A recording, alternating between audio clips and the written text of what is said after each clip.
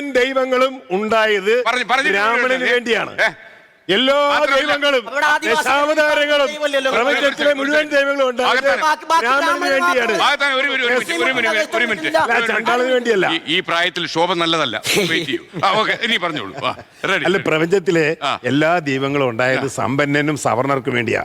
ഇന്ത്യയിലെ ദൈവങ്ങളിൽ ഏതെങ്കിലും ദൈവം ആ ദരിദ്രവാസിക്ക് വേണ്ടി ഒരു ദൈവം ഉണ്ടായിട്ടില്ല. ഭംഗിയോട് ബ്രാഹ്മണർക്ക് ഭൂപം തന്നെ നൽകുവാൻ ഭാർഗവനായി വന്നു ഉദിച്ച രാമൻ.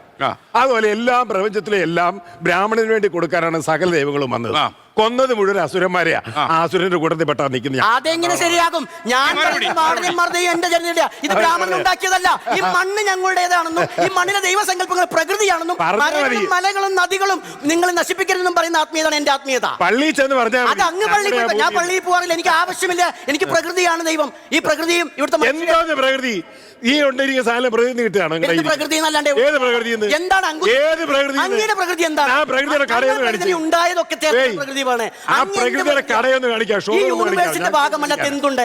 ഈ യൂണിവേഴ്സിന്റെ ഭാഗമല്ലാത്ത എന്തുണ്ട്?